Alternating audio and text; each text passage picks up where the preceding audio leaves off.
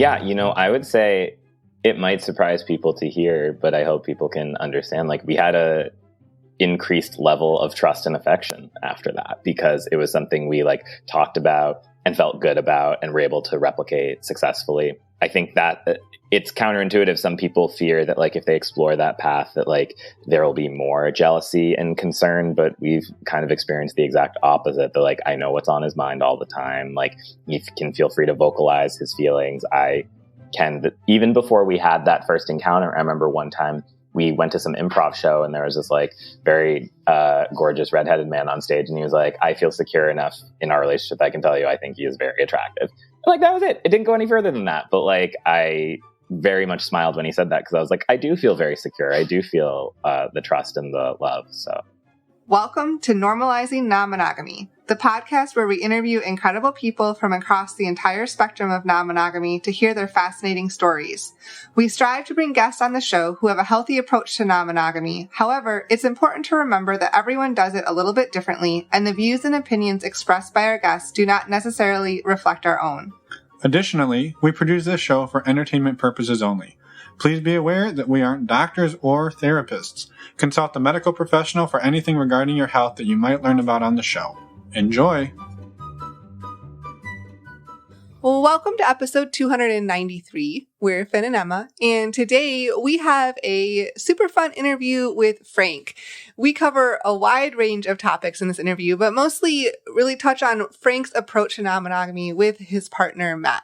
Yeah, I think one of the things I love about this conversation is, well, I'm going to use the word conversation again, that everything between these two is a conversation. Sure, they have their preferences, but everything is sort of open for discussion, and we just touch on some really amazing points around boundaries, yeah. Communicating your boundaries and your bandwidth and your capacity to your partner, your multiple partners, to anybody who comes into your orbit, as well as some really vulnerable conversations around the reality and challenges of exploring non-monogamy.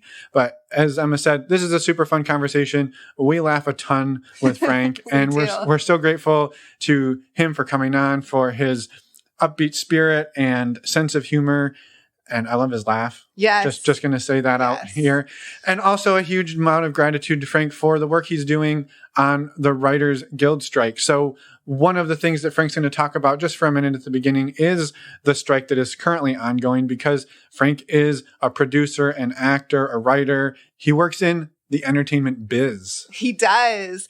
Frank is the creator of a series called Open to It, which he will talk about in this episode. And we highly, highly, highly recommend you go check it out using the links in the show notes. Yeah, it's a super fun series. The first 3 episodes are out, and he's also got links on his website to help raise funds to produce the last few and keep pumping them out. So we're super excited about this. Again, it's a fun mini series or web series, and you'll have a good time. It's amazing. You definitely go check it out. So links are in the podcast player show notes over at normalizingnonmonogamy.com. And for anybody who is a premium subscriber, we're going to jump right into the conversation right now. And for the rest of you, we have a couple of quick announcements, some really fun, exciting stuff coming up. And here we go. First up, if you're not familiar with the premium subscription, it's a way to skip these announcements up front and jump right into the interview for as little as a couple dollars a year. To join, go to our website, normalizingnonmonogamy.com, scroll down on the homepage, and you can sign up right there. Next up, our virtual community, which is approaching 300 members strong. And we are super, super pumped about that, as you can tell by my wild enthusiasm. This is the place that Emma and I hang out, and so do the other 300 people, to support each other, love each other. We share fun stories. We share serious stuff we're working through. We also share some sexiness. We do. We love this community, and we're super grateful to everybody who is a part of it. Thank you all. If you are out there looking for your people, your community, check it out. Head over to our website, normalizingnonmonogamy.com, click on the community tab, and you'll see a link there that you can fill out the short application and join for as little as $5 a month. Another thing we are really excited about is that we are adding more weekly peer support groups. So Finn has been leading a weekly men's support group since last fall, and it's gone really, really, really well. So we're adding a women's peer support group, a weekly version, and we're also adding hopefully a gender inclusive group as well. And another men's group. And another men's group as well, as long as we can get enough interest. So go to our website, as Finn said, click on the community tab, and you'll see a drop down for the weekly groups. And you can find out more information there and sign up and show that you're interested. Yeah, the sign up form there is basically a form to let us know you're interested. We'll reach back out to you, get you more information. So clicking that or signing up, you're not going to get charged anything other than get an email from us. Right. Yes, but we would love for you to join those groups. We're super excited about them, and we're just launching them this month and getting them off the ground. Yeah, we've been talking about them for the past couple of weeks, and if you go back and listen a few episodes ago, I read sort of a testimonial from one of the guys who's part of the weekly men's group, and I will just say for myself, this group has been transformational in many, many ways, and I'm so very grateful for this. So thank you to all of you who are a part of that group, and thank you to all of you who are going to be part of the future groups. Yes. Last but definitely not least, if I can say that word. You can. You did a good job of saying that word. Don't forget to get informed about your sexual health status as you're out there meeting and greeting people this summer. Our favorite way to do that is stdcheck.com. I always say it so fast, Finn slows me down every time. So stdcheck.com. There we go. That is how Emma and I get tested for STIs. I wish the name was sticheck.com. I know. Nevertheless, stdcheck.com is an awesome, wonderful site. It is super fast, it is super easy, and it is affordable. When you use the links on our website over at normalizingnonmonogamy.com under the resources tab or on the podcast player show notes, you get to save $10. You also help support the podcast financially, which is amazing. But that $10 savings brings your 10-panel test down to $129. Yep. Which is an incredible deal. It's super convenient. Again, we wouldn't be telling you about it if we didn't use it. Emma's so excited she can't even get the name out fast enough. stdcheck.com. There you go. Again, links are in our show notes of your podcast player or under the podcast tab on our website, where you can find show notes to all of our previous guests, including today, with photos, links to everything we talked about. And somewhere on there, you'll also find a button to contact us. Reach out to us, send us a voicemail, send us an email. We'd love to hear from you if you'd like to be a guest on the podcast, or if you have any comments, questions, thoughts, we'd also love to hear from you. We would. And until we talk to you in the outro, let's go talk to Frank for an hour or so. Let's go. Well, welcome to the podcast, Frank. We're excited to talk to you today. Thank you so much for being here. Thank you. The pleasure is all yours. Yeah, it is. I can't say that enough. That's what you do. The pleasure is all yours. That's right. That's right. Well, and you know what? I think maybe right at the beginning, I will just say, it's sort of in solidarity of what you're working on. Thank you for taking time out of the Writers Guild strike to talk to us, because Yes. you kind of shared that's why you aren't as pasty white as we are, because you've been out in the sun. Yes, I have very much been picketing a few hours every day. And, it's a weird time in Hollywood because I'm very proud of being a writer and what I've worked on, but I don't feel like we're getting our fair shake by the studios. This is turning very public service announcement. Anyway, all I'm saying is support artists. That's it. They're good people, and we give you sexy, silly things.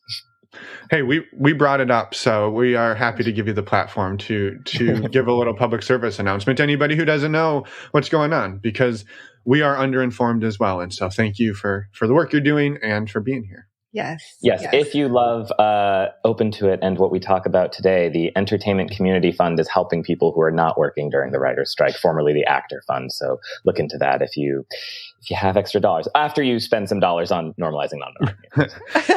split your dollars up. It's okay. And we'll put links to that in the show notes to make sure everybody can find it easily. And maybe let's jump in and have you introduce yourself, Frank, so we can all get to know you a little better before we dig into all your relationship gossip.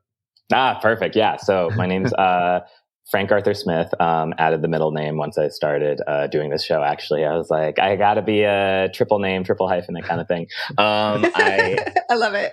I am a writer, actor, director, and I've been producing this series called Open to It for the past year and a half. It's a comedy series about a couple that's experimenting with being open and the silly, sexy situations that arise.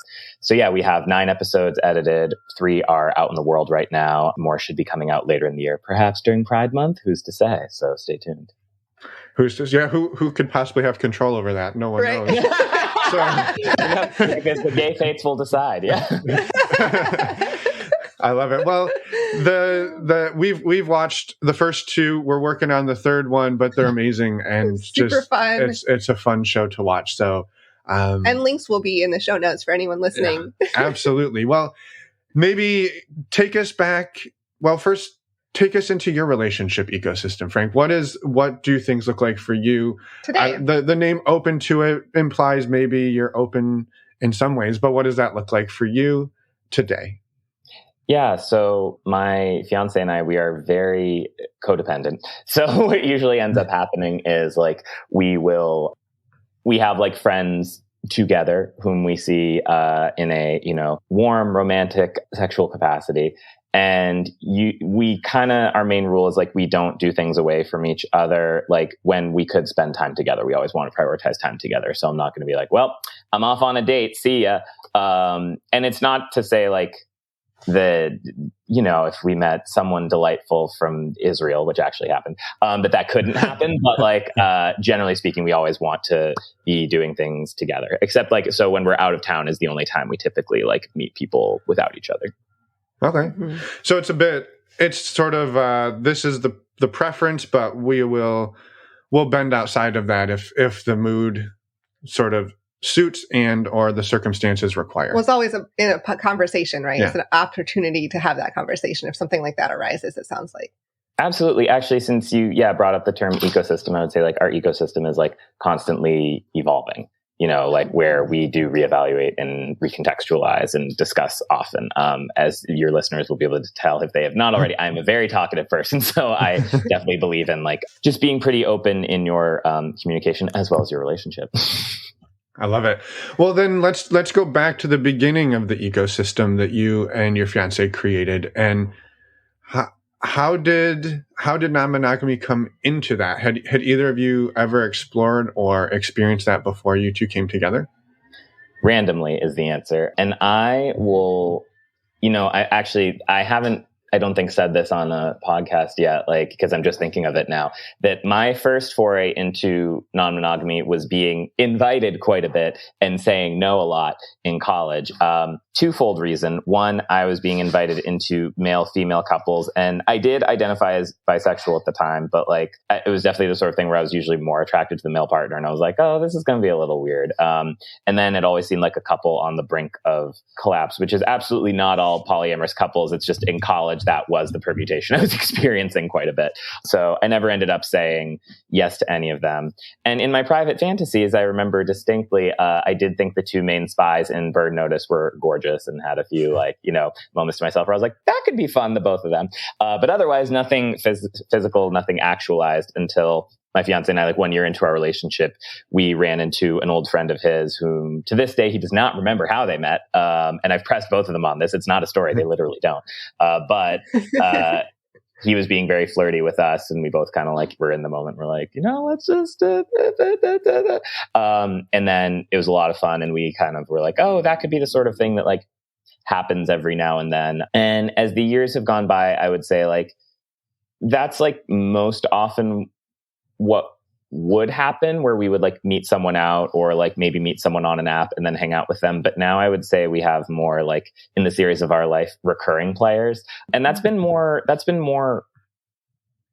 fun and affirming for me personally. Like at Matt and I, we joke like we like to be wooed, we like to be romanced, and I think like one-offs, like there's something that can be really hot and exciting about it, but then also ephemeral and sometimes disappointing. But with people that you have an ongoing relationship with, like you get to know one another, you get to be vulnerable. Like one of the people we've been seeing, like just recently, we had a really close heart-to-heart discussion when he came over, and I like texted him after and was like, I really appreciate that we're able to connect on that level now and don't feel like we have to hide ourselves from each other. And he was like, me too. I think that makes it more fulfilling ultimately, that we get to like be real and open with one another in that capacity, and not just like, hey, here's hot sex me right now. Yeah. Mm-hmm, mm-hmm. I'm curious real quick, how long have you and your fiance been together? 8 years. 8 years. Okay. Just trying to like give some time bounds, I guess. Yeah. And I want to jump into 8 what years in, you'll all figure it out perfectly. Yeah, right. Yeah. Like you have all the answers, and I'm excited to dig into some of the things you just mentioned. But like, so backing up and recapping, it sounds like your first experience with anything outside of, I guess, with non-monogamy in any way was with your fiance. And before that, you had been exposed to it, but not actually experienced it before. Lots of propositions. Yeah. Yeah. Absolutely. It was like long time listener, first time player kind of thing. Yeah. Also, to your point of like, well, it's not all non-monog or polyamorous couples are, but I think it's most college students are on the brink of disaster in their relationships. Yes. Maybe not all. I don't want to paint us all with all of it. Yeah, I mean, it comes with the territory of being that age, right? You're all trying to learn and grow and experiment. Yeah. And I think the experimentation there is, It's also interesting how many times you got propositioned versus how many times I was or we were. So I don't know. You were doing something right, Frank. I give you credit. Honestly, it was probably because I was so approachable and sexless that they're like, well, he can't mess us up any more than we are now. No, and I should go out of my way to say, though, that like now that is very much a hill I die on when people, like even when I first wrote the script for Open to It, one of my friends who read it was like, oh, I love seeing a couple at the beginning of the end like this. And I was like, that is explicitly not what the series is about. Like it is about this couple who loves each other and is staying together and is like working on it together. And they're like, well, where does the tension and comedy come from? I'm like, other people. Like that's the whole point. I have a rotating cast of people they can like go through, have sex with, and be friends with, what have you. It doesn't have to be that they're bickering all the time. That's just not, I don't know. I think with long running series, especially, you can get into danger there if they are so constantly at each other's throats. Like one of the series I admire most is actually a drama, Friday Night Lights, but like with Mr. and Mrs. Coach, they just, you know, they had each other's backs. They were in it together. It was them against the world. And this book I read, The 7 Principles for Making Marriage Work, one of them is that of like, it's you and your partner against the world, which like, okay, if taken too literally, you become very adversarial and sheltered. But like, I think moreover, it's like you're in it together. Yeah, that's beautiful. And I think too, maybe just backing up to the college days as well, you had said that at that point you were identifying as bisexual, but there was seemed to be maybe you weren't exactly a 3 on the Kinsey scale, that there was some leaning, and it sounds like you've sort of moved through that. I'm just curious if you can talk a little bit about that process, because I think it's probably a very common one to maybe, I don't want to say like bisexual is the gateway to being gay, because I don't believe that, but I think sometimes it's the realization that lets somebody maybe figure out, oh, there is, I don't know, it's like a stepping stone, but that doesn't seem right either. I don't know how to best describe that. And I think maybe I should stop talking about it as the straight guy. No, I'm in an interesting place with it where like I definitely identify as gay, and yet like part of that is just because like my bisexuality failed. It wasn't due to like a complete lack of interest or anything. Like definitely with time. Okay, so to back up to it, I think like in college was when I definitely accepted those feelings and was still dating both men and women. And sometimes they dumped me in the whole same week for different reasons. And it was a whole thing.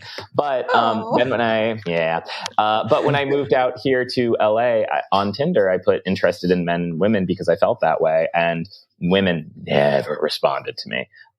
So I was kind of like, okay, well, I guess that's the direction I'm headed. And even now, like I would say I like am not as often like drawn to women in the way that I was back then. But there are, listen, if Janelle Monáe was like, hi, I'm Janelle, I'd be like, today, let's go. Where's the next room? So yeah, there are fewer people and it happens less often, but I wouldn't say it's nobody. And obviously gender is such a varied, interesting thing in today's age, in a way when in college people weren't talking about terms like non-binary, and even trans was infrequently discussed. So, you know, point being, I'm open. Come say hi if you see me somewhere. I love it. And I think maybe just to clear my own foot in my mouth was I think bisexual or pansexual, right? You can, many people, that is the identity, that is their sexuality. I think maybe what it is sometimes the journey from being told that everybody's supposed to be hetero to realizing that maybe you're not. Sometimes it seems like the stop along there is, well, maybe I'm bisexual, as you're on the way to like, maybe I'm actually not bisexual. Maybe I am, gay or some other sexual identity. And so I didn't want it to seem like, hey, bisexuality is just a stop on the tracks along the way to becoming gay. That's not what I was trying to say. You're trying to say that bisexuality is completely valid. That's what I'm trying to say. I'm trying to avoid getting hate mail about this topic. So I think that's an epic ass cover. And to atone for this, yes, Finn will put out a thirst trap for his gay fans. Thank you so much. We appreciate your sacrifice. Yeah, exactly. Yeah. All right. Well, we moved right through that. Smooth as ever, Smooth. That's polyamory for you. You have your. I know, right? So what did when you and Matt had this first experience and you come out of it with a close friend? Where did that take the two of you after that point? Yeah, I would say it might surprise people to hear, but I hope people can understand. Like, we had a increased level of trust and affection after that, because it was something we like talked about and felt good about and were able to replicate successfully. I think that it's counterintuitive. Some people fear that like if they explore that path that like there will be more jealousy and concern, but we've kind of experienced the exact opposite. That like, I know what's on his mind all the time. Like, he can feel free to vocalize his feelings. I can, even before we had that first encounter, I remember one time we went to some improv show and there was this like very gorgeous redheaded man on stage, and he was like, I feel secure enough in our relationship, I can tell you I think he is very attractive. And like, that was it. It didn't go any further than that. But like, I very much smiled when he said that, because I was like, I do feel very secure. I do feel the trust and the love. So yeah. Well, and sharing those things is, I don't know, it's also demonstrating in that relationship that you do feel trustworthy, you feel safe in that relationship to share those things. And it's beautiful too, because we're all human. Yeah. Being attracted to other humans is just a natural human thing, right? Like, and so being able to, go for it. No, go ahead. I have one friend who's more draconian about it, where he says like, everybody either wants to fuck other people or is lying about it. So yeah, there you go. That's Which is, I wasn't going to quite say it that harshly, but I think the if you're looking at the same person and Matt's like, I think that person's attractive, and you're like, yeah, well, no shit, like I see them too, right? Like, and I think sometimes it's so easy to be like, oh no, ew, no, I'm not attracted. And you're like, yes, obviously we all are. Like, sometimes it's the ability to be transparent and tell, quote unquote, the truth is what can create that security, rather than you're moving through the world being like, no, Emma has never seen another man she's attracted to in the last 15 years. And you're like, yeah, I don't think that's how the world works necessarily. And so, when she sees a man, she just shuts her eyes and is like moving. Yeah. Oh, it's like having the blinders on. If you're like, I don't know. The crocodile, like, move diagonally. He won't notice. Well, and when you're like, if you're somebody who's attracted to, like, if you're pansexual or demisexual or like, just attracted to human beings, like, you can't just like put on blinders and never interact with human beings. Like, that's never going to work. Well, I think there's a natural, like, I don't know, I just appreciate people. People are beautiful. And so it's like, I think there's just that natural. It's so subjective, right? Yeah. What one person finds necessarily attractive is very personal. There's so many steps too. It's like, you can see a person, you can be attracted to a person, you can approach that person, you can arrange to hang out with that person, you can have a date with that person, you can have sex with that person. There's like so many steps between like seeing them, clocking them, and like going through with something that sometimes I'm just like, oh, just lighten up, everybody.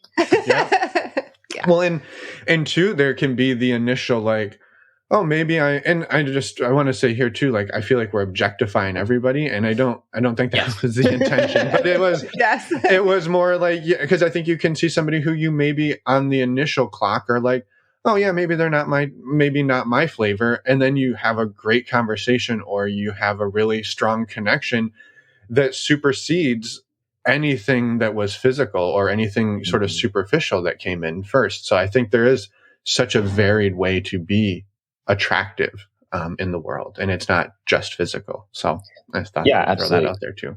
I've experienced all of it at this point. I've experienced like gorgeous people who are like everything you hope they'll be. Gorgeous people who it's like, did no one teach you what a penis does? And then there are like people who like maybe you wouldn't notice in a crowd who you have like amazing chemistry with. Yeah, everything's possible. And it's about being open-minded and actually like having conversations with people. And like, yes, initial attraction matters, but there is a complex formula that goes into a pleasant evening with friends.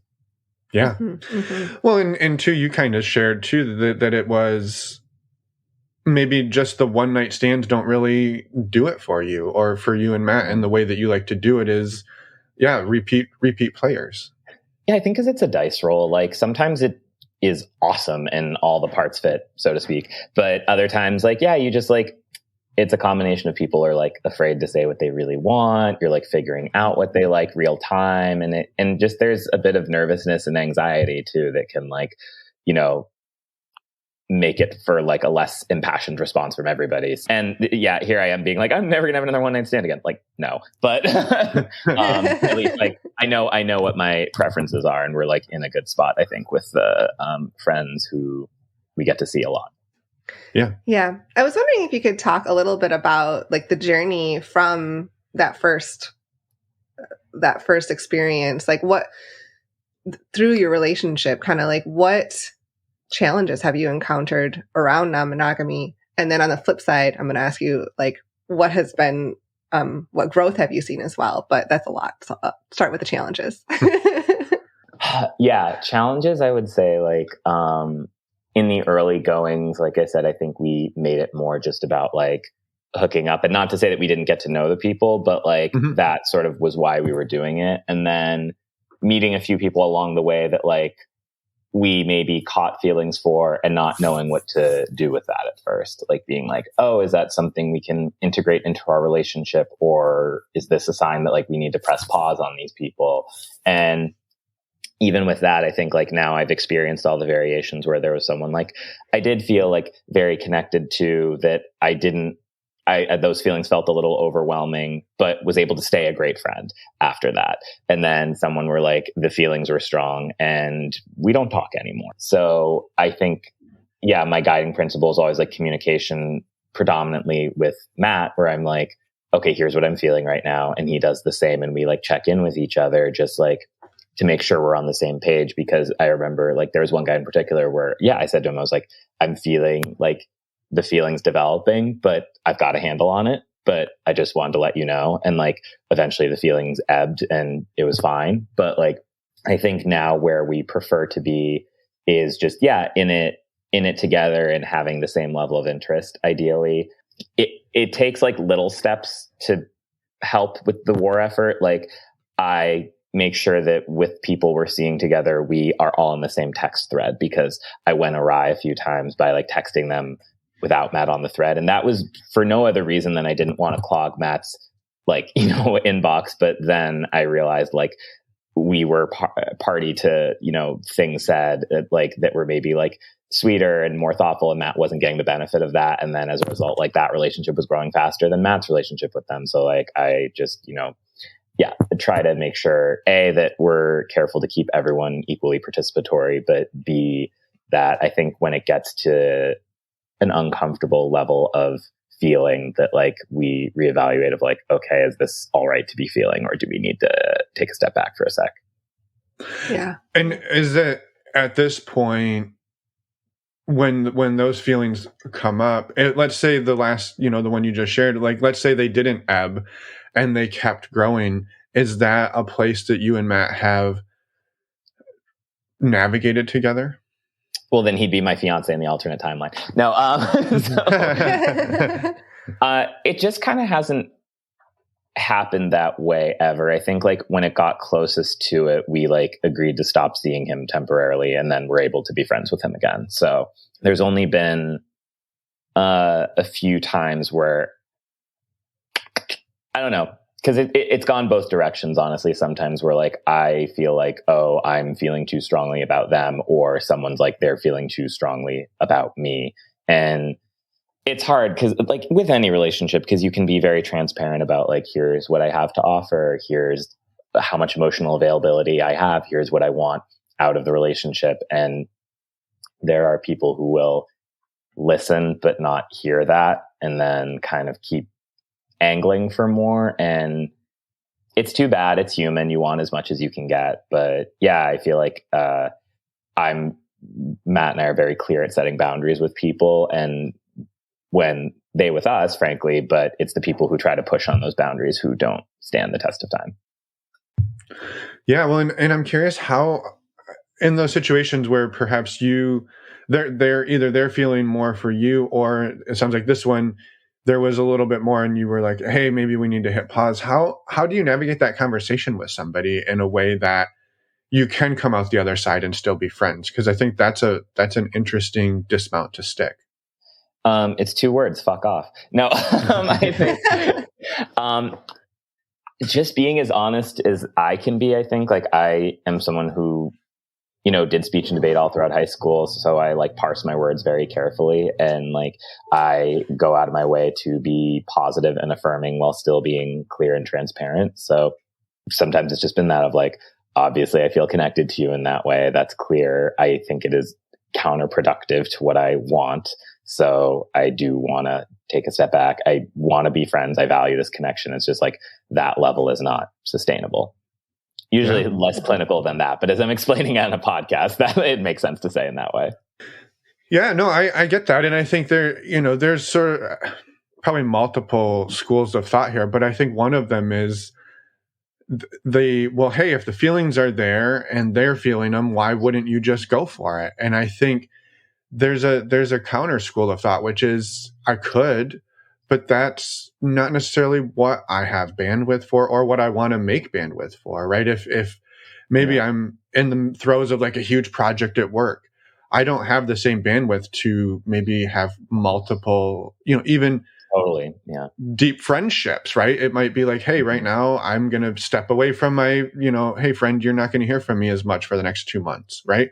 Whatever it is, if you're able to have those conversations, you can really craft whatever works for you. And it doesn't have to shoot somebody else down, just to let them know what your life can sustain.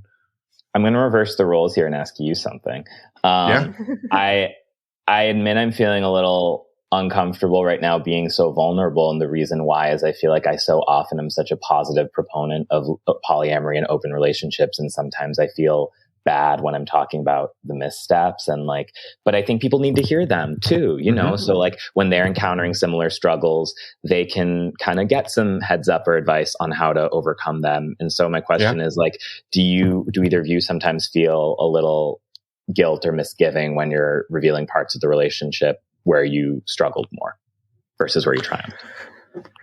Yeah. Yes. Yeah. And we can share a little bit more too, but I think that as I was asking after I asked the question about challenges and growth, it occurred to me, I was like, I should have rephrased that to be oftentimes the challenges like often lead to the growth. Yes, right? So that's like, we're all human. We're all going to encounter challenges. That's part of it. And we're choosing to go down this path of non-monogamy that brings its own set of challenges. But if we were not doing that, we'd have different challenges. It's just, is what we're choosing. And so I agree that it is vulnerable and a lot to like talk about the challenges, but I think it's incredibly important because it's real.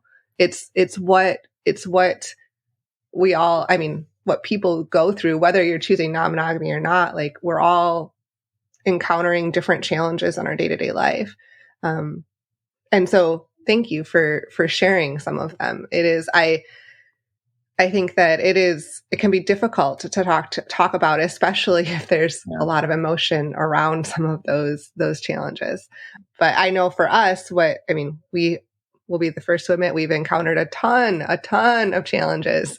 And it's also led to an immense amount of growth. And I would not be the same person I am today if I hadn't. And so it's like, well, I chose that and I wanted to, like, I'm I'm glad to be here. I might have chosen to go left instead of right a few different times along the way. but it is what it is, and I'm here. Well, and what you learn sometimes when you turn right instead of left is a lesson you couldn't have learned any other way. Yeah. That you know, somebody could tell you all day long, hey, this thing is going to happen if you do this. And you're like, not to me. And then you do it and you're like, well, look at that. It happened to me too. And so there's so much of life, I think, that you have to learn through experience. And because not only that, my experience doing that same thing that somebody else warned me about may be totally different. And so for them, maybe it was a train wreck and then I did it and it worked great for me. And so if I had just listened to somebody else tell me, hey, if you go in that room, you're going to have a bad time. And it's like, but maybe I'm not you. Right. And maybe if I go in that room, I'll have a great time. And so there's some element that I like to live based on my own experience, not just at the warning of somebody else within reason. And I think we all figure out what that level is, but yeah, truly you come out the other end and you're like, well, this was hard and that was hard and this was hard. But at the other side of the hard, there's a lot of beautiful connection and a lot of experiences that I don't think we would have any other way if we didn't experience that. And so, yeah, non-monogamy has, I don't think it's brought hard stuff into our life. I think. Oh, it has for me. And I'm sure in some ways it has, but I think it also has exposed for us places where we were. No, you're good. You're good. You're good. This was hard. I was like, oh, yeah. You were talking anatomically hard. Sure. I think for me, the view is that it exposes things that we were often able to gloss over in our monogamous partnership because it didn't get the light shown on it the same way that it would have otherwise. And so it has deepened our connection. It has tested our connection, and it hasn't been easy all the time, but we are where we are because of it. And I think we've tested ourselves and individually and in our partnership in a way that probably a lot of people never test their partnership to one another. And so I think, and I also think it's not necessarily like against non-monogamy or against polyamory to talk about the challenges. Like that's part of the journey. And just like if we were talking about monogamous relationships, there'd be challenges there too, just different challenges. You wouldn't have as many hard things coming into your life. And then you were like expose things. I'm like, Finn, stop setting me up, for goodness sake. That's right. No, you're so right about like it's the direction. Any direction you choose will have its thrills and its challenges for sure. That's just true of anything in life. And I think like I guess I just as a queer person to fall into that like it's usually meant more in a racial term, but the model minority myth of like I have to be such a perfect representative of this group or I'm doing a disservice to the group. And I do think like we have a very fulfilling, happy relationship. And so we are in a way great models of this life, but, that doesn't mean we have to be perfect all the time. And also what is perfect even? And I completely agree on so many levels, be it in terms of romance, in terms of career, that like I do great with setbacks, put it that way. Like when someone tells me something can't happen, I'm like, great, I'll find 10 other ways to do it.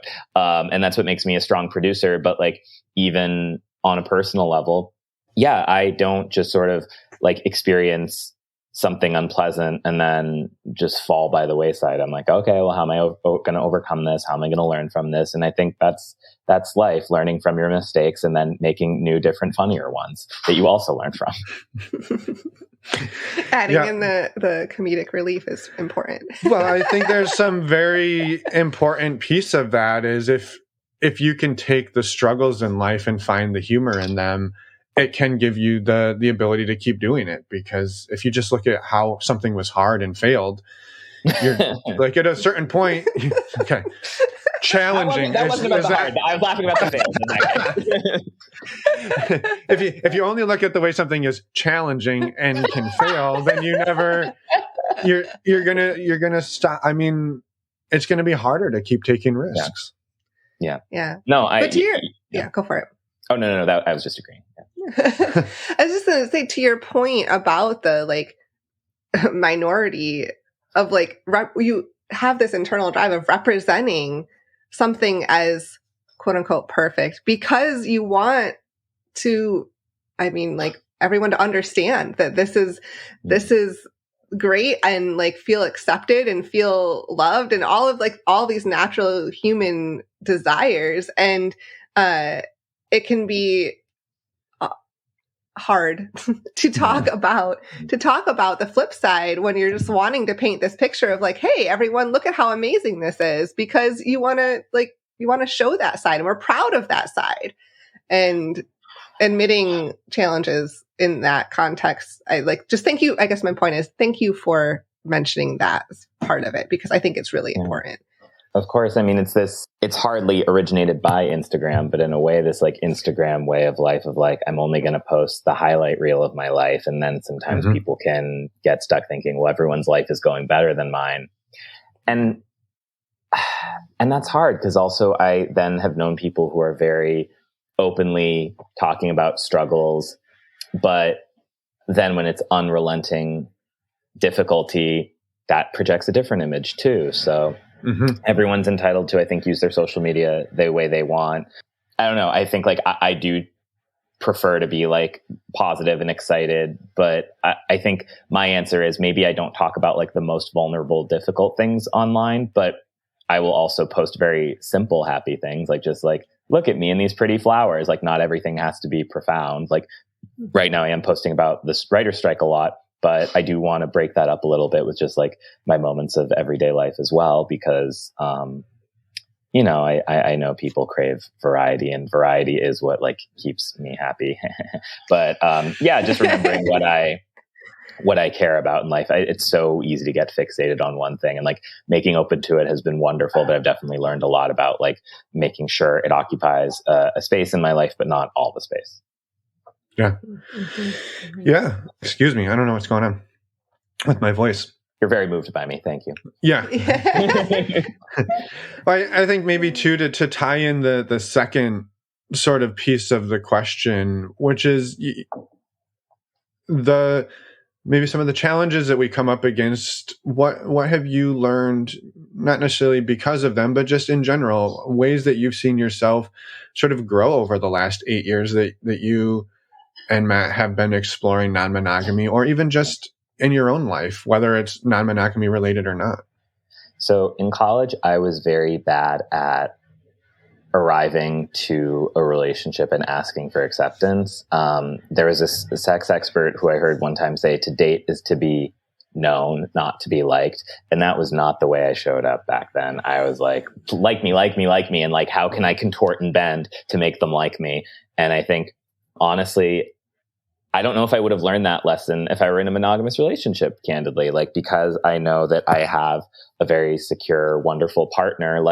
I don't feel desperate for validation from people. When I want something to happen, it's because I want it to happen, not because I need it to, or I'll feel very insecure about myself. So I've learned how to, be authentic to myself, not feel like I have to present or put on a show for anybody to like me, that I can be there as I am, and they can say yes or no, and that's fine. And they're allowed to say yes or no, because you said, attraction is based on so many different things at a time. In fact, even this week I met someone who we really hit it off, and he was to be honest, I'm looking for something monogamous, so I kind of just want to be friends. And I remember thinking, I have not been told that in a really long time, actually. In LA, it's throw a stone and hit 3 guys going at it. But yeah, so I really admire that about him. And I think it's why we will be good friends, because he was able to create that distinction of yeah, I feel something, but I'm going to choose not to act on it this time. And I admire that. And I think had he just, been cool, let's hook up, and then been like, ooh, bad idea. Like that would have gone worse for him and for me. And so I really value being true to yourself and being true to others. And it really makes me happy when I see that in other people as well. It makes me feel like we're all growing up and maturing and gaining confidence together. Yeah. I'm glad you brought that full circle, because as you were talking, I was thinking exactly that our objectification of everybody earlier in this conversation is the perfect setup for this, that we're just like everybody we see may not be our cup of tea. We won't be everybody else's cup of tea. And being able to accept that, I can say for myself, is really hard, where you're just like, I want to be liked by everybody. But at a certain point to be able to say like, no, this is me. And that means some people may not be into me in that way or that way or that way, but maybe in another way. Maybe it makes me a great, whatever, business person, but not a great partner. And maybe what I need out of that relationship is to be a great business partner, not a romantic partner. And so there's just such a vast array of the ways we can relate to people, that I think finding the way that you fit into somebody else's life, this example you gave, right? He was looking for somebody monogamous. So you can fit into that life in a different way than if he was looking for an awesome threesome that night. It's just a different way to relate to that same person. Absolutely. My therapist said something to me in a moment of low self-confidence, which has really stuck with me, where I was like, just feeling insecure about my physique that day. And I was just like, I don't look like, I was talking about a specific person. I was like, I don't look like that model. And she goes, and Frank, that model doesn't look like you. So like, it's so easy to, just hold someone up as like the height of, attractiveness, of like moral standing, of, relationship, solidity. Shoot, it didn't come. But, it just remembering that we're all going through our struggles, learning, and, I don't know, and growing. That's the important thing. You're right. I don't want to just live in the struggle of it, like the growth. And obviously, if this wasn't working, I wouldn't keep doing it. So clearly, like, there have been some fun times had along the way. But as I say this all the time, but I always think it's funny, which is why I do it. Like Blanche Dever on Golden Girls one time said, well, the names have been changed to protect the satisfied. So that's how I like to go. I'm not going to be like, hey, you know what? Like Elvis and I did the other. That's how I'm lying. If I'm like, Matt and I hooked up with a guy named Elvis, that's your first hit. They're like, that didn't happen. I love it. Well, so maybe on the flip side then, of rather than just basking in the glow of the hard, the challenges. And it was not intentional. So what keeps you coming back? What keeps you coming back to non-monogamy, even though there are challenges and things to overcome? Well, when it glows, I mean, they should get that checked out probably. But no, I would say it's two things. It's like that it's only made Matt's and my relationship stronger, that like we go through periods where like, honestly, we are more monogamous. Like certainly COVID was that. And then we go through periods where like we're seeing people more regularly, and just that we are always in connection and communication about everything. And then like we've met some really wonderful people, and like in circumstances you might not expect, like at a nudity themed party we met someone who like has become a really great friend. And it would be so easy to like dismiss things like that and be like, oh well, the people are there just to hook up and whatever, instead of like, no, you can have like really soulful, meaningful connections with people. Just because you see them naked the first time doesn't mean you're never going to have any depth to your relationship. I love that. There's been often times where we've been in events like that, and we'll just get absorbed in a conversation, and hours go by, and people are like, like there's a lot of stuff happening here. I'm like, I'm having a great conversation. So maybe, so I can relate to that. I love that. That's our vibe, honestly. Like when we go to parties like that, we often don't do anything. Like our like move, so to speak, would be like, we have a great conversation, then get someone's number and see them outside of there, like truthfully. Yeah. So people are like, you go to sex parties and don't have sex? I'm like, yup.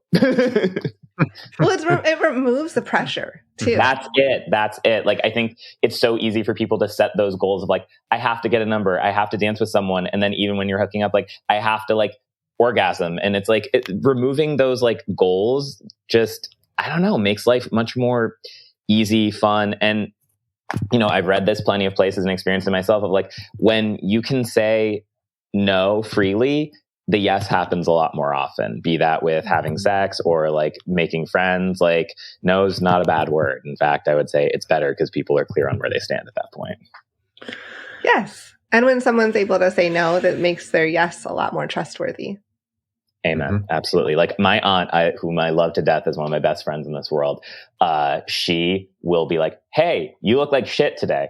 But you know what? When she tells me I look great, I know she means it. Versus my mom, who I love her, will be like, you're my son and I love you and you're always beautiful. And you're like, okay, unreliable narrator. Never mind.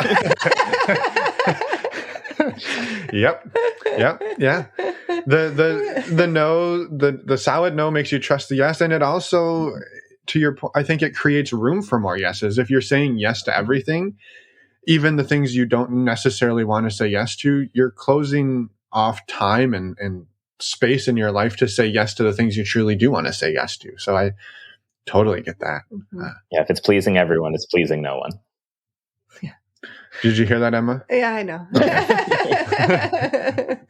I know that. This is some of our work. We are both on. I mean, we're in the trenches the same as you and same as everybody listening, figuring out how to navigate relationships. And so we just have a different place that we sit in the interview, but we're learning the same things and the same tools at the same time. Oh yeah, very much so. I'm curious too, I want to talk a little bit more about your show in a minute, but how, I guess, open and out are you in your life? Because he makes TV series. Right. And so you're very open, but like, how has that gone? That's the better question. Cause I know you're very open. That's a character. No, what's very funny actually is like, sometimes showing is better than telling. And I would say like I've learned that a number of times. Like there were some family members who didn't know I was gay until I started dating Matt. And I guess they'd never heard me speak. And just posting pictures of Matt, that was like the coming out. I didn't have to be like, by the way, I'm gay. And also my aunt, God love her, is great at like being like, I'll tell everybody. I was like, if you're excited about it, okay. And so similarly, with making the series, a lot of people kind of like quickly assumed. And so I was like, okay, fine, works for me. Which is funny because it's like the show isn't autobiographical, but like it amuses me when people assume it is. So like I'm just and it doesn't matter. I'm like people assume my sex position as a result of the show, and I'm like, think what you want. I don't care. It doesn't make a difference to me. And relatedly, that I think it's. I think the people who want to talk to me about it now feel comfortable, which is great because people do feel like I can be an advocate and an ally. Like I joke a lot, but it's true. People will come up to you and be like, hey, my partner and I were open. And it's almost like, hey, my partner and I, we voted for Trump because they feel like there's something shameful about it. But I've had some wonderful connections with people who are either in that type of arrangement or even just contemplating it or know someone who doesn't want to say something. And that then, people who don't want to talk about it don't. Like my parents and Matt's parents have seen the show and they don't ask questions, and that works great. So yeah, which I love how you frame that of like, well, of course the show is characters, right? That's not it's not based on you as you described, but it invites the conversation of that because you wrote that, you're like, and so you could have the conversation with someone, or at some point too, you and Matt could choose to close your relationship, and Absolutely. That's perfectly fine too. And so, but it invites the conversation of that with others in your life, or it does not. They like you said, your parents, they don't have to ask questions if they don't want to. My mom's an accountant. She can put two and two together, but.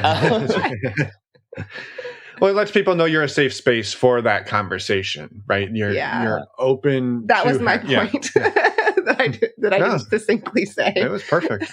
And so that's what's like, on the one hand, sometimes doing interviews and podcasts, like I do, worry like, oh, am I oversharing? But this is also kind of like what I wanted when I started this project. Like it was scary. Like I had never like been on camera, like naked, for instance. So that was like something I wasn't sure I could do, but I have some really great friends, Cam and Karen Lee Potter, who do this podcast, Sex Talk with My Mom, which I adore and which really made me comfortable kind of like having conversations around sex. And in a way, like this was what I wanted. I was like, I do want to be an advocate for this lifestyle I enjoy and love and find no shame in. So, but every now and then being in that role of like being a spokesperson, you're just kind of like, oh boy. But, yeah. You know, I love that you admitted that it is scary because it is. Yeah. Yeah. I think there's this element of sometimes get put up a bit on a pedestal of like, well, you're making a film about it, or you're making a podcast about it, or you have somehow become an icon in quotes. So you kind of you get put up on that pedestal. Like, well, Frank will never mess up non-monogamy because he made a movie about it. And you're like, well, I don't think that's quite how it works. But you're so right. Art is advocacy. And I definitely don't believe in making like any kind of content without a message. So yeah, you're always, I think, going to get questioned and, supported as well. So it's just being open to the whole experience of people who are skeptical, people who want to learn, but people who are excited and people who are really have your back. Like by and large, I would say like doing this show has opened me up to such a wide range of people I had never like even known before. Sure, in terms of casting crew, but just like the base of support. Like we have like 600,000 people who watched the first 2 episodes as of this recording, and people like have such wonderful, warm things to say and see themselves in it. And like heterosexual people like yourselves, like really like can get it from watching, even if they don't practice non-monogamy already. So I feel very touched that people are able to be empathetic on that level. And it does reassure me, like in my moments of, oh God, what have I done to my life? Being like, no, like this is the right path you're on. Yeah. And even then pulling it full circle once again, it's the people who see it and support it and love it. Those are your people, right? And of course, it's not going to be for everybody, just like the other times that we've talked about how we're not for everybody and everybody's not for us. Your art can be the same. 100% true. I had a very close friend who doesn't really keep in touch with me anymore. And part of the reason is that he and his partner have disagreements about what their relationship should be. One really wants a polyamorous lifestyle. The other one doesn't. And I think like making the show, being open about it was threatening. So I'm sad because I really liked that friend. But one of my other friends who I made because of the show was like, I think you're someone who wants your life to be a crowded party, which is great. You have a lot of people, you like a lot of people, you want a lot of people there. And sometimes for more people to come to the party, some people are going to have to leave the party. But people who are there at the party really want to be there and are happy to be there. And that's the best way to move through life. I love that. Yeah. I love that. Would you be open, and I'm sure you would, to talking a little bit more about Open to It and the inspiration behind it and what people can expect when they find it and tune in? Because we enjoyed it ourselves, and we love to hear from you. What was your drive and how it's been for you? Oh, I couldn't possibly talk. Well, so anyway, the show. I think one of the main inspirations behind it was that I'd seen a number of queer projects where non-monogamy was treated very differently, where it was treated as like this heavy apocalyptic thing where the couple didn't care for one another, where they were using like non-monogamy as like a weapon against each other to act out. And I was just getting a little tired of seeing that, because that hasn't been my own experience. That I've really, enjoyed my relationship, and there've been a lot of like fun encounters that have occurred. So I just wanted to showcase a different take of like open relationships can be like, yeah, they can be funny, they can be lighthearted, they can be sexy, they can be silly, they can be deep, they can be momentous. I just thought that perspective on things was not being showcased. And so I was like, this is the project I believe in that I want to put out into the world. Love it. Yeah. I love it. And so what are people going to get when they hunt down the links in our show notes and go watch? Ass and lots of it. So yeah, the first 3 episodes right now are at opentoitseries.com. The first 2 are free. The third costs $3.33. But a portion of the proceeds go to the Trans Latina Coalition, which is a charity that Laganja Estranja, who's a drag queen from RuPaul's Drag Race in the 3rd episode, really supports and is behind. and they do great work for people. And yeah, I would say what people will experience is like, yeah, they'll experience like, I think great humor. They'll experience sexy, steamy scenes, but you'll also, I think, gain insight to like what polyamory can look like ways in which it really goes right, way in which it like goes off the rails sometimes, but ultimately just an ensemble of like largely queer actors playing queer people in queer relationships. And, you know, they're at the end of the day, they're just like us. Mm-hmm. They just have to get laid more. Yeah, it is fun. We had a great time. Yeah, so it's great. We're thrilled you reached out, Frank, and are putting that work out into the world and into our world, because we probably wouldn't have found it otherwise. So thank you for that. Would you be open to another question or two that we could fire at you? Only if it's 3, because, you know, okay. All right, we'll do 3 more questions. How about a blooper question? That is one of our favorites, and you seem to maybe have some of those. Maybe have a blooper or 2 in your past. They don't have to be sex related, but just we use this question to show that relationships and sex don't always go according to plan, and that we can laugh on the other side of it and just enjoy it. Yeah. Well, I will make it both sex and not sex related at the same time. So for the uninitiated, shooting sex scenes is not sexy.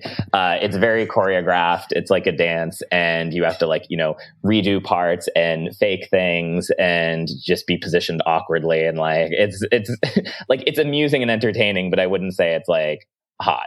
It isn't. But, you know, we were very lucky to have some awesome people working on it. Like Greg Wolf directed the first 3 episodes, and episode 6, which is where this story will hail from. And then our intimacy coordinator, Micah Martinez, just like, he comes from a gay porn background, so he's able to like check in with everybody, make people feel very comfortable, but then also be like, it doesn't look like you're inside him in the slightest. So he's good at that. And yeah, just quick segue into like, if you are doing a project with sex scenes, absolutely must have an intimacy coordinator, because they just, you know, make everyone feel happier and make the scenes look hotter. So it's a win-win. Yep. But so in this story in particular, there is a scene in episode 6 where someone, won't say who, ends up with cum on their face. And there have been 2 funny things about that. First of all, the formula for fake cum, which we had to workshop a little bit, but it ended up being pina colada mix and water and lube looked the best. So we had that and had it in a dropper. And what we also had to experiment with, which was what's the right amount to put on that character's face. And at first we did only a little bit, and it was like, no, that's too little. And then we found the medium amount, which is what we ended up doing. And then at the end we did the too much amount, and I was like, the person looks like a clown. That's no, come on, we can't use that. But you know, it was trial and error. Yeah. I love it. Yeah. Thanks for that little behind the scenes. And now we'll all know. Now everybody has to watch episode 6. Smart. When that comes out, yeah. When it comes out.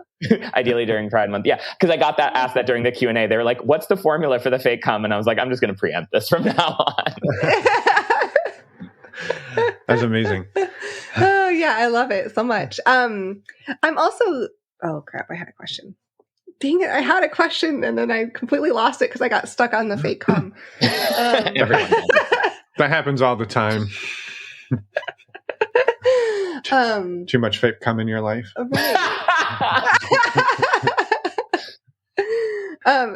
Thank you so much for that fun fake cum story. I'm steer a little bit away from the film, although you can integrate if you want. But I'm feel free to integrate it. I'm curious, you know, you kind of said where your relationship is right now. Do you with Matt, and do you see that changing in the future? I guess, like, do you have any vision for that?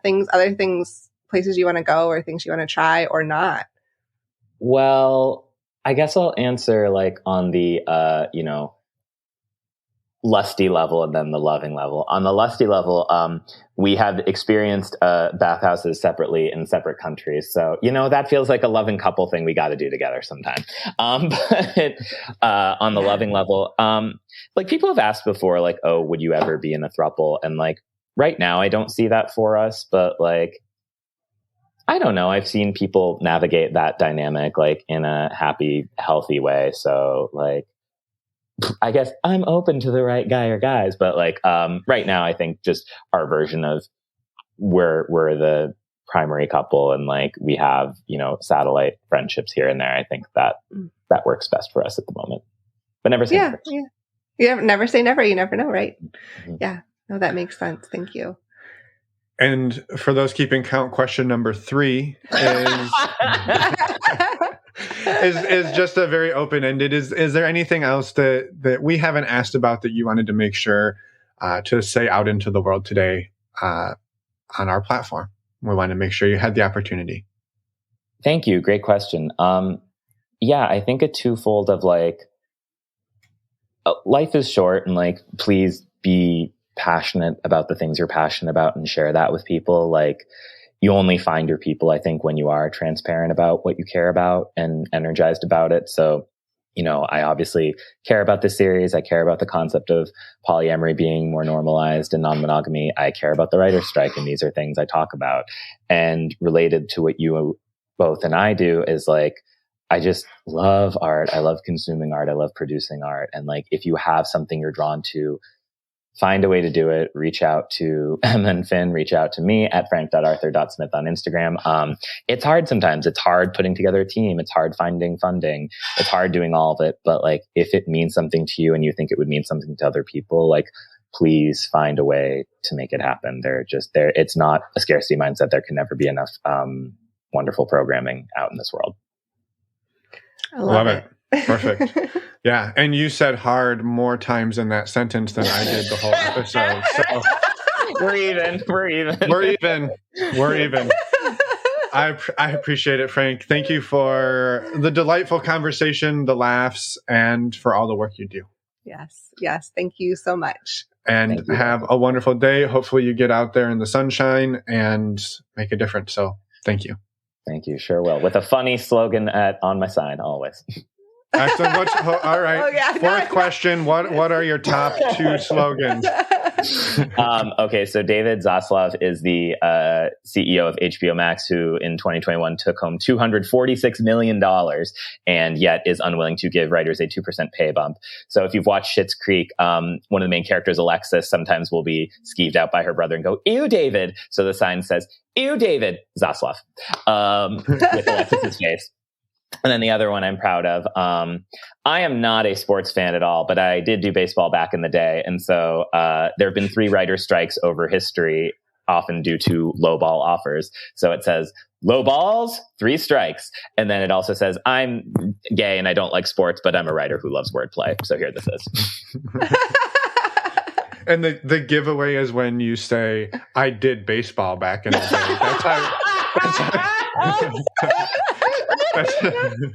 That's how you know. I did the drugs. I did baseball. Wow, you caught me. Well done. So you're not fooling anyone here, Frank. But I love it.